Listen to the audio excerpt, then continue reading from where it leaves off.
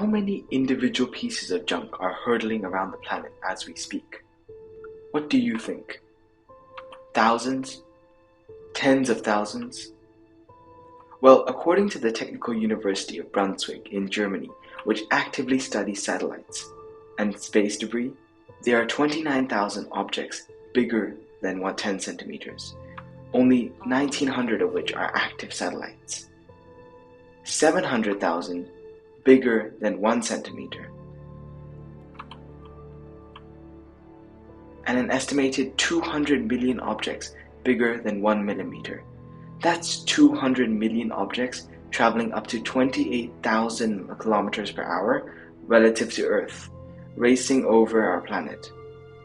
Have a look at this real-time visualization of Earth and some of the larger things orbiting it. With so many objects in space and more being constantly put up there, it's not surprising to find out that more collisions are expected to happen. In fact, we seem to be nearing the threshold for the feared Kessler syndrome.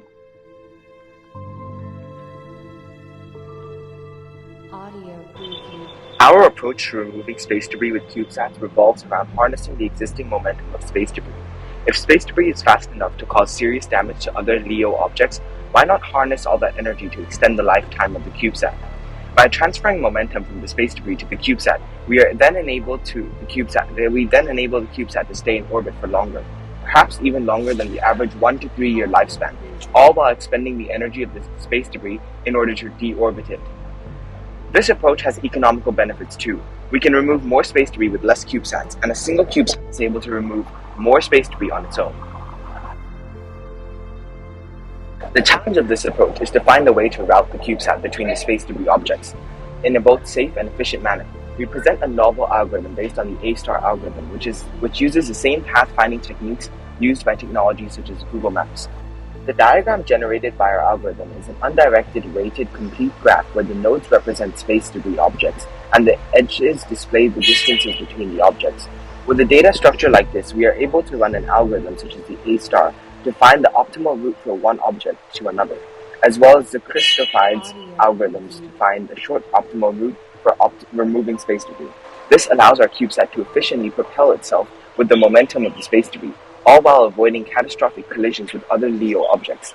The algorithm takes into account the geodesic nature of orbiting Earth, and is currently run on a dataset containing information of the position and velocity of over 600 satellites.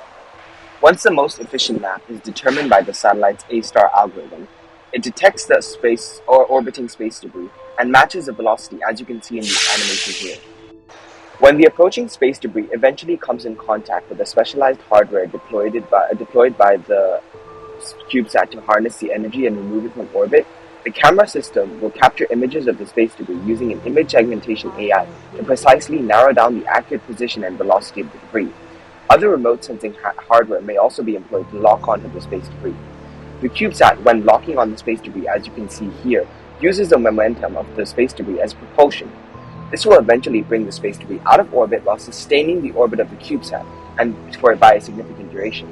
As you can see here, the space debris eventually falls into Earth where it will burn up.